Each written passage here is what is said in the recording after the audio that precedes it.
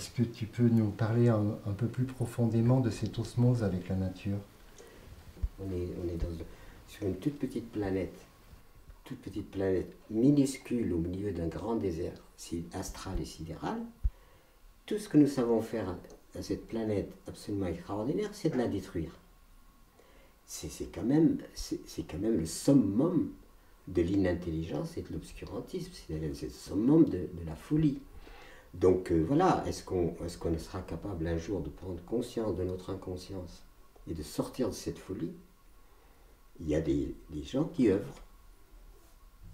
Moi, tout en ayant plein de défauts, j'essaye de faire ce que je peux, là où je peux. Je suis dans une contradiction. Je lutte contre les multinationales, mais chaque fois que je fais le plein de ma voiture, je leur donne mon argent. Donc on est dans une confusion absolument totale. Et en plus, nous sommes dans une civilisation qui s'est tellement éloignée de la vie, de la nature. On a fait de l'être humain un hors-sol. Tout le monde s'est concentré dans les villes, dans quelques mètres carrés, et éloigné de... Même ce qu'ils mangent, ils ne savent même pas d'où ça vient. Je veux dire, c'est comme ça. C'est devenu des consommateurs prisonniers d'un système qui leur dit « donne ton travail et donne ton argent, c'est tout ce qu'on te demande ». Et ça fait à peu près 1500 milliardaires en dollars sur l'ensemble de la planète. Donc on a restauré la féodalité, mais à une échelle planétaire. C'est-à-dire qu'il y a un groupe humain très très restreint, qui a des possessions absolument extraordinaires, et puis les autres, ben, ils rament comme ils peuvent, et ça va de celui qui ne sait même pas combien d'argent il a, combien de moyens, à la pauvre dame d'Afrique qui a un enfant qu'elle ne sait pas, elle ne peut même pas le nourrir. Donc c'est ça l'humanité. Donc moi je ne suis pas dupe là-dessus, c'est ça l'humanité. Alors après se pose la question, effectivement, est-ce qu'on reste là-dedans ou est-ce qu'on peut sortir de là-dedans? Si je continue à œuvrer, c'est parce que je pense qu'on peut en sortir. Mais ce n'est pas Pierre Rabhi qui va sortir l'humanité. C'est l'ensemble de personnes qui ont compris qu'en conscience, il faut qu'ils œuvrent à une humanité transformée. Moi, je dis aux gens, prenez un grain de blé, un seul grain de blé. Vous le mettez dans votre paume, il y a de quoi nourrir l'humanité dedans. C'est magique. Ce grain de blé, il y a une concentration de la vie est dedans. C'est-à-dire la vie de l'humanité est dans cette concentration-là. Il suffit après de déployer. Et moi, qu'est-ce que je fais? Ben, je vais vers ma terre, je sème ce grain. Il va pousser. Je peux expliquer les mécanismes, ce qu'il faut, etc. Mais je ne peux pas expliquer pourquoi. Pourquoi il y a de la vie là-dedans? Tout d'un coup, il se réveille. On met les conditions qu'il faut, et voilà cette graine qui s'éveille. Mais c'est magique, mais il n'y a rien de plus magique et beau que cela. Et cette graine, va me faire, même le plus mauvais cultivateur va obtenir au moins de cette graine, mettons, 5 épis. Hein. On peut obtenir beaucoup plus. Chaque épi, il y a au moins une quarantaine de graines. Tu reprends chacune de ces graines et tu vois où ça va. C'est l'immensité, c'est le bonheur, et tout ça, on ne le voit plus. On ne le voit plus parce que notre cerveau s'est modifié. Et je peux te dire qu'avec l'informatique, il va se modifier encore plus. Et quand je vois des enfants devant des écrans, à un âge beaucoup trop précoce, avant même qu'ils aient fait fonctionner leur propre cerveau, il y a un cerveau artificiel qui les manipule. Eh bien, ça va être tragique. Et j'aimerais bien que ça passe dans ce que je te dis, parce que c'est tragique. C'est une vraie tragédie. Et pourtant, tout le monde considère que c'est normal. Ben non. Non, il y a aujourd'hui, les fonctions cérébrales sont transmises à une machine. Jusque-là, on avait besoin de machines parce que physiquement, bon, moi je suis bien content d'avoir un tracteur. C'est quand même plus facile pour moi que de me coltiner tout à la main, etc. Donc jusque-là, ça se substituait à des capacités physiques. Mais aujourd'hui, on est en train de rentrer dans quelque chose qui se substitue aux fonctions du cerveau. Et on a un cerveau de plus en plus artificiel. D'ailleurs, on dit mettre en mémoire. C'est-à-dire on transfère même notre propre mémoire à une machine. Et cette machine, le problème de la société d'aujourd'hui, c'est qu'on a créé des machines parce que nous avons, en quelque sorte, inventé une vie frénétique. Time is money. Vitesse, vitesse, vitesse. Tout doit aller vite, on ne doit pas perdre de temps, etc. etc. Et ça, c'est ce qui l'a permis, c'est l'éloignement de la nature. Parce que dans la nature, tu peux toujours engueuler ton plant de tomate, il donnera quand ça sera le moment de donner. Alors on a des artifices, on chauffe, on met dans des serres, etc. Mais il n'empêche que ton plant de tomate, il te dit, si tu n'es pas patient, va-t'en. Reviens quand j'aurai tout préparé. Et comme on s'est éloigné de cette cadence de la vie, on a créé une vie suractivée qui rappelle celle du moteur, l'explosion. On est passé du cheval animal au cheval vapeur. Et cette accélération du temps et de l'espace fait qu'aujourd'hui on est dans des stress et qu'on est hors cadence de la vie. Et l'avenir sera soit au retour à ces cadences-là, soit à l'implosion de l'humanité. C'est-à-dire que l'humanité ne tiendra pas. Parce que, en plus, c'est la Terre qui la nourrit. Hein. Elle ne se nourrissent pas on ne se nourrit pas peut-être des gens qui se nourrissent d'amour et d'eau fraîche, mais enfin, il n'y en a quand même pas beaucoup.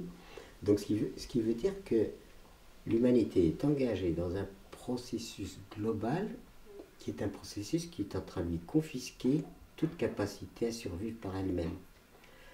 Aujourd'hui, les outils qui étaient censés nous aider sont devenus indispensables. Il n'y aurait qu'à couper l'électricité pour se rendre compte combien nous sommes totalement dépendants il n'y a qu'à supprimer le pétrole, et c'est la paralysie générale de tout le système. Et on n'est pas conscient de ça, parce qu'on est grisé, et on rentre dans cette espèce de... C'était pas prévu. Si on te proposait d'être conseiller auprès du ministère de l'écologie, est-ce que tu accepterais le poste? Je ne sais pas, parce que de toute façon, il y a une ambiguïté sur l'écologie. Chacun de nous doit la vie à la vie. Bon, faute d'avoir ça, on crée des partis. Un parti écologique, mais un parti écologiste, c'est une anomalie. C'est pas... Il faut apprendre justement aux enfants à être écologistes dès le début, dans l'éducation, l'écologie devrait être intégrée. Mon enfance, tu dépends de la vie. Et la vie, c'est quoi? C'est la terre, etc.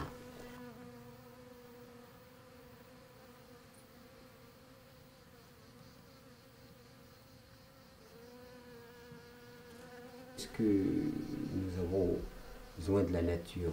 La réponse c'est oui. Est-ce que la nature a besoin de nous? La réponse c'est non. Elle s'en fout littéralement, la nature, de nous. Puisque nous sommes venus tout dernièrement.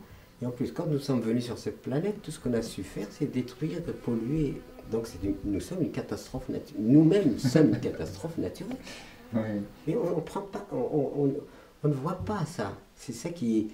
Je m'égosille à dire, mais regardez, objectivement, nous sommes une catastrophe naturelle. Il ne faut pas regarder quand les volcans, les machins... Bon, ça fait partie du processus de la vie de la planète elle-même. Mais nous, qu'est-ce que nous faisons? Nous fabriquons des bombes atomiques, nous détruisons tout ce que nous pouvons détruire, on va même se distraire en flinguant des éléphants, les baleines, etc. Ou en abattant des avions de... Ça, je ne sais pas, mais ça, après, l'humanité entre elles, mais ce qui me gêne, moi, c'est que l'humanité exerce un pouvoir sur les autres créatures qui est un pouvoir arbitraire. C'est pas normal que les autres créatures ont le droit de vivre aussi. Ouais. Voilà. Ça ne veut pas dire pour autant que je suis végétarien, par exemple. Mais je rentre dans le processus qui fait que, bien sûr, je mange de la viande, mais avec une certaine gratitude par rapport aux lois de la vie. J'ai essayé d'être végétarien, je n'y arrivais pas, parce que dans ma constitution physiologique, j'ai du mal à me détacher en quelque sorte de cette nourriture. Et chaque fois que j'ai essayé, j'étais vraiment pas bien. Donc ça veut dire que mon corps le réclame. Voilà. Ouais. Mais la différence avec les autres animaux, c'est qu'un lion, quand il mange une antilope, il digère son antilope. Mais il n'a pas de banque d'antilopes, ni d'entrepôt d'antilopes à vendre aux copains. C'est que ça, c'est la vie qui entretient la vie. Et l'antilope, il faut bien qu'elle mange de l'herbe, et ainsi de suite. Donc il y a un processus de la vie que j'admets complètement comme étant la vie qui veut vivre et la transmission de la vie par la vie. Moi, ça me convient totalement, et ça rentre dans ma perception, en quelque sorte presque spirituelle, dans le sens de l'organisation spirituelle de la vie. Mais nous, on fait que tout de travers. Les animaux, on les malmène, on les concentre d'une façon abjecte, des milliers pour produire quoi? De la protéine animale. Mais on oublie complètement que c'est un être vivant.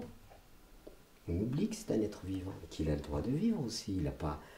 Et nous, on fait tout, donc ce qui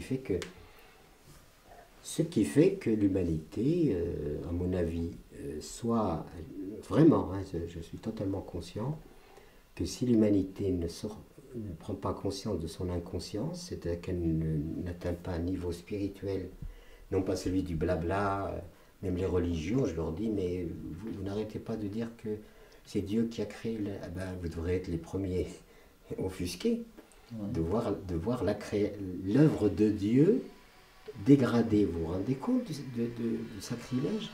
Donc qu'est-ce que vous faites? Vous ne faites pas grand-chose. Le pape ne fait pas des proclamations en disant toute destruction de l'œuvre divine est une atteinte à Dieu lui-même. C'est pas ça son discours. C'est que tout le monde s'arrange. Voilà. Pour le moment, moi, je me demande si je suis pas cinglé moi-même, quoi. Je n'arrive plus à comprendre. Ouais. Mais justement, enfin, tu parles de...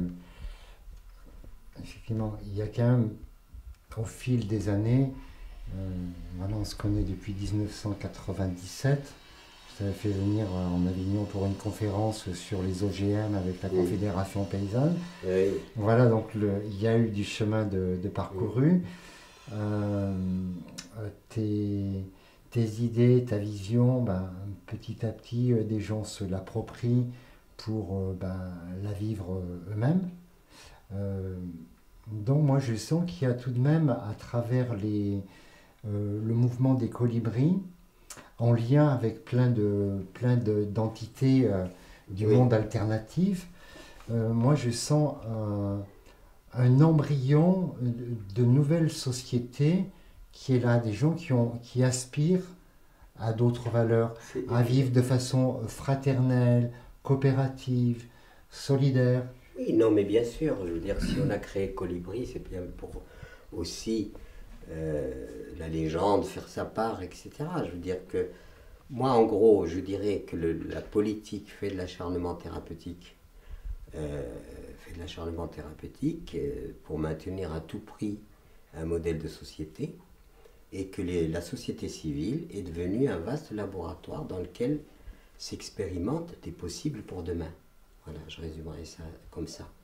Et c'est vrai qu'il y a beaucoup de gens qui essayent, ne serait-ce que, nous, avec l'agriculture biologique, écologique, on entend d'autres choses. Il y a des gens qui cherchent à éduquer autrement leurs enfants.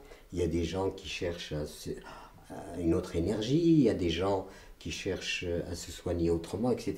Donc il y a tout un réseau d'alternatives qui existe réellement.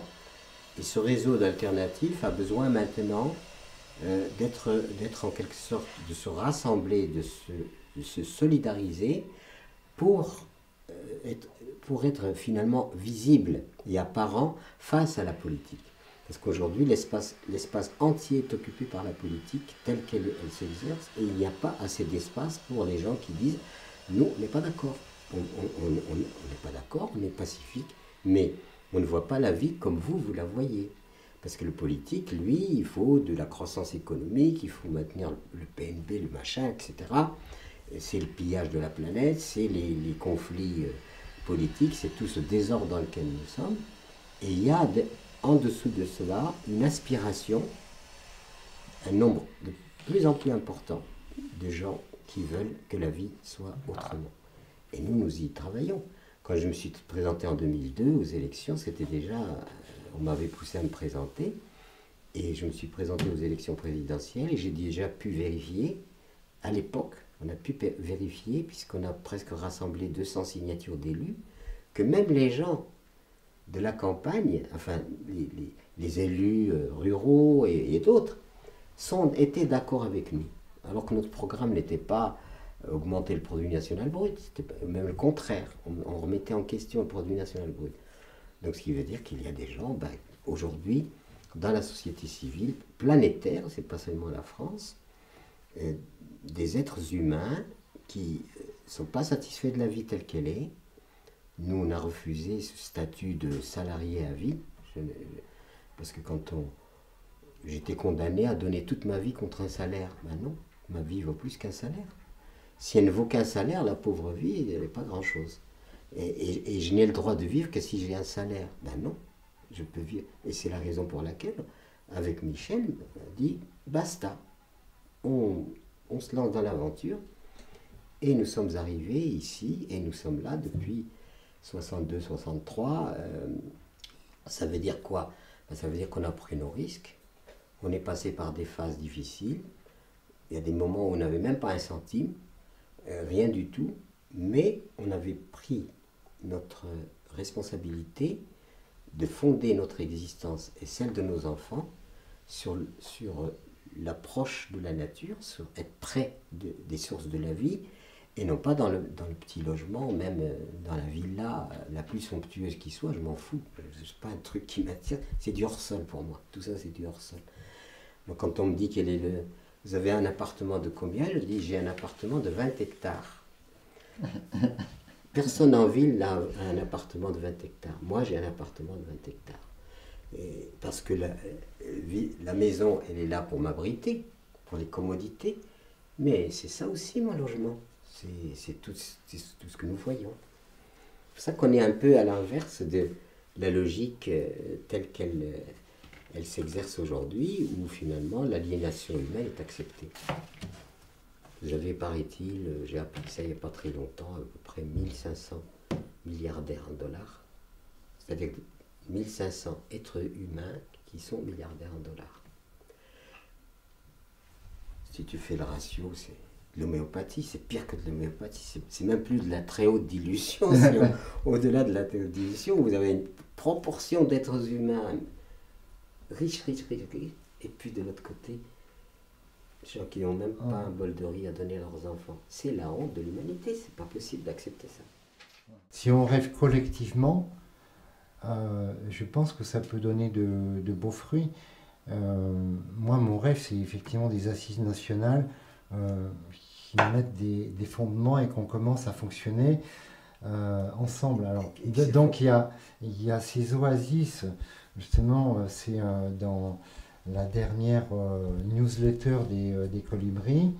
Donc, il y a ces créations d'oasis, de les multiplier, qui soient quelque part des antennes où celui qui a soif de vie puisse venir à la fois étancher sa soif et sa faim de la vie.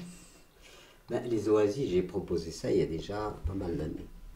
On a un document très, très particulier sur le concept oasis en tout lieu. C'est pas d'aujourd'hui. À l'époque, pourquoi j'avais proposé ça? En disant nous sommes dans une désertification sociale, une désertification de toutes sortes. L'individu se sent de plus en plus seul dans une société de l'abondance et de la concentration humaine. Dans la concentration humaine, on se sent seul. Moi, quand je vais à Paris, j'ai plus l'impression de grouiller que d'exister. Et j'ai perdu même le réflexe, parce que les gens sont étonnés quand tu leur dis, tu les regardes comme des êtres humains en disant bonjour. Et si tu gardes ça, mais qu'est-ce qu'il me veut? Qu'est-ce qu'il me drague? C'est une fille me drague? Mais c'est simplement le geste normal, ordinaire. Une fois même, je me suis fait engueuler par une vieille dame parce que j'ai cédé ma place. Je lui ai cédé ma place. Et elle a dû faire tout son truc. Ah oui, il me prend pour une vieille. Elle n'a peut-être pas envie qu'on la prenne pour une vieille. Mais vieillir, c'est beau de vieillir aussi. Il n'y a pas à rajouter. Donc on est dans des confusions, mais tellement énormes qu'on ne sait pas. Je me suis dit, bon, il faut faire en fait exister et organiser sa vie comme on l'entend, sans préjudice à personne, rester en rapport avec la vie, malgré la réputation que je peux avoir aujourd'hui, où les gens me disent bah oui, je dis mon jardin, c'est pas négociable. Je veux renoncer à beaucoup de choses, mais pas à mon jardin. Il y a deux choses à lesquelles j'ai du mal à renoncer, c'est le jardin et le marché. Pourquoi le marché? Parce que le marché, c'est convivial. Aujourd'hui, on a une brigade de pousseurs de caddies qui, tous les jours, vont pousser des caddies et cueillir des machins. Moi, je ne veux pas, je ne mets jamais les pieds dans un supermarché. Parce que, d'abord, oui, c'est le temple de la... j'ai l'impression d'être floué. Viens ici, tu te fais ton panier et tu passes à la caisse. C'est tout ce qu'on te demande. On ne demande rien d'autre. Consomme. Et surtout, ne sois jamais satisfait. Tu as ça, il faut ça. Il faut ça, l'insatiabilité. Et tous ces mécanismes-là sont faits par des gens très intelligents, pervers, mais dans une connaissance très profonde de l'être humain, qui savent manipuler l'être humain. J'ai la télévision, c'est pour regarder des films, mais chaque fois qu'il y a une publicité, on me prend pour un con. On peut parfaitement me dire, il y a tel objet, il a telle fonction, et il vaut tant, et il vous rendra tel service. Ça me suffit. Mais tout ce qu'on met autour, un petit coup de ceci, de cela, d'érotisme, de machin, de trucs, mais on me prend pour un abruti, et ça, personne ne proteste. Et moi d'ailleurs j'avais envie de leur écrire à la télévision, heureusement qu'il y a des séquences de publicité, ça me permet d'aller faire pipi. Bah oui, c'est fait pour ça. Voilà. J'arrête le film. Non mais, tu comprends ce que je veux dire? On est dans une telle confusion que je ne sais pas, alors par quel bout commencer, et il y a peut-être un bout, j'en sais rien, mais en tout cas, commencer déjà à éduquer les enfants dans le respect de la vie. Les écoles devraient toutes être dotées d'un jardin, d'un atelier, où l'enfant apprend. Aujourd'hui, les enfants ne savent plus se servir de leurs mains. Ça oui, avoir des doigts, mais c'est tout. Donc avoir toutes c'est-à-dire réorienter l'histoire, ça ne peut que repartir sur une éducation repensée autrement.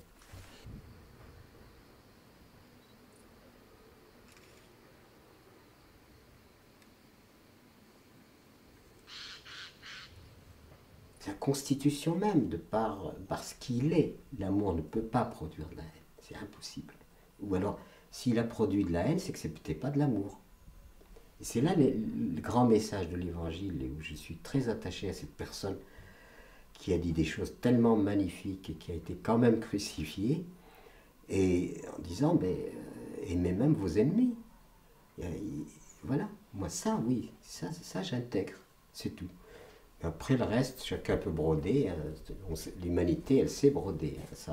Pour savoir broder, on a des millions de bouquins sur Dieu, alors que c'est pas difficile. Dieu n'a jamais demandé à ce qu'on fasse des bouquins, des cathédrales, des églises, des machins, des dogmes. Il n'a jamais demandé tout ça. Donc tout simplement, apprenez à aimer, c'est tout. Et si on aime, c'est l'énergie la plus puissante qui soit. Il n'y a pas c'est plus puissant que les armées entières. Ça met en échec toute la puissance de haine et de destruction, elle est mise en échec par l'amour. Donc voilà, c'est tout, il n'y a pas plus que ça. Autrement, c'est trop compliqué. On rentre dans... Donc la nature est notre temple. La nature, c'est pour ça que je disais, je ne peux pas m'éloigner de la nature, parce que on voit bien, moi quand je fais mon jardin, je suis tout le temps émerveillé. Ça m'apprend à être patient, ça m'apprend à essayer de comprendre, parce que je ne comprends pas tout. C'est pas pour autant que je vais réussir. Une brigade d'insectes peut venir sur mes plantes et me ravager tout, comme une brigade de champignons, donc j'ai jamais garanti, on ne la ramène pas. Voilà. Ou alors je vais chercher des pesticides violents, des machins comme ça, et là je sors de l'intelligence. De la vie. Je ne suis plus dans l'intelligence quand je fais ça. C'est tout. Et après ça nous ramène justement, tout ce que je sais, c'est que je ne sais pas. Et puis comprendre que l'humilité, c'est-à-dire la simplicité, l'humilité, la modestie, sont véritablement ce qui me paraît être important pour nous constituer notre vie, nous orienter dans la vie. Voilà. Moi, ça se résume à ça. Et pourtant, j'ai lu des bibliothèques entières sur tout, sur toutes sortes de choses, et ça se restreint, ça se restreint, ça se restreint. Et on constate qu'il y a énormément de bavardage, qu'on remplit les rayons de bibliothèque d'énormément de bavardage, mais que dans la réalité, le bateau continue à couler. Donc ça sert à quoi de faire des réunions, des congrès, des machins, si on ne prend pas en compte le fait que chacun de nous, là où il est, bah, il peut faire une petite chose, d'où les colibris, hein, tu fais ce que tu peux faire ça, tu fais ça, tu fais ça, tu fais ça. Tu fais ce que tu peux, mais fais. Voilà. Et même, il faut faire attention, parce que je me rappelle de l'endoctrinement nazi. Tu vois, quand Hitler avait écrit Mein Kampf, là, son manifeste, etc., je sentais que dans ce manifeste, il y avait un conditionnement de l'individu, et tu peux créer la certitude aux gens. C'est-à-dire qu'un nazi, il était sûr qu'il était sur la bonne voie, qu'il avait la vérité. Sauf que c'était l'horreur, il avait la vérité de l'horreur. Mais lui, il était convaincu que c'était la bonne voie. Sinon, il n'y aurait pas eu cette mobilisation qui a failli faire basculer l'ensemble de la planète. C'est pour ça qu'attention, le rapport à nous-mêmes, c'est pour ça que j'exalte beaucoup Krishnamurti, parce que c'est celui qui a, en dehors de tous les autres initiateurs, enfin, qui me gonfle un peu, les gourous, tout ça, ça me gonfle. Moi, j'aime pas tout ça. C'est pas que je les aime pas individuellement, ils ne m'intéressent pas et je trouve qu'ils sont dangereux parce qu'ils ont la prétention de posséder une vérité et puis que tu n'as qu'à venir pour qu'on te déverse et puis en même temps pour certains tu donnes tes sous et on te déverse un petit peu de vérité. La vérité c'est pas du business, la vérité c'est la vérité et tout le monde y a accès sans passer par quelqu'un. Par contre bon, quelqu'un qui met en place la façon dont on peut appréhender cette vérité, oui. Mais quelqu'un qui détiendrait la vérité et qui voudrait la... Moi, je suis sujet à ça. Parce que je dis, non. Pierre Rabhi, c'est un tout petit bonhomme de 52 kilos qui a du mal lui-même parfois dans sa vie propre à gérer sa propre existence émotionnelle, etc. Par contre, la personne engagée dans quelque chose qui me paraît la voie de la vérité, oui, ça oui. Là, je suis puissant, mais je suis faible dans mon individualité. Tu comprends ce que je veux dire? Oui. Donc il faut faire très attention à toutes ces choses, de ne pas tellement systématiser qu'on ne comprend plus rien. Alors qu'en fait, c'est très simple. Il n'y a rien de plus simple. Il suffit d'aimer, prendre soin, de la vie, de la terre, de tout ce qui nous est donné, en prendre soin, rendre hommage, et puis voilà. Chez moi, dans ma culture, il y a un terme on dit Alhamdulillah. Qu'est-ce que ça veut dire Alhamdulillah? C'est-à-dire que les gens sont plus dans la réaction de satisfaction que de manque. Dans nos sociétés, c'est toujours ce qui manque qui est important. Mais ce que nous avons, c'est banal. Et si on faisait notre petit bilan, voilà ce que j'ai et voilà ce que je n'ai pas, on s'apercevrait qu'on a énormément. Surtout quand on mange à sa faim, quand on a, etc. Ben, tout ça, c'est banalisé. Donc, on n'est jamais content. C'est toujours ce que nous n'avons pas qui fait le vide. Alors, du coup, on tourne en rond. Et les gens passent d'un gourou à l'autre, d'une drogue à l'autre, d'un machin à l'autre, pour essayer de trouver un peu de bonheur, quoi. Voilà, on est là-dedans. Ok. Voilà. Merci beaucoup. Ben, merci à vous. Merci Pierre. Merci.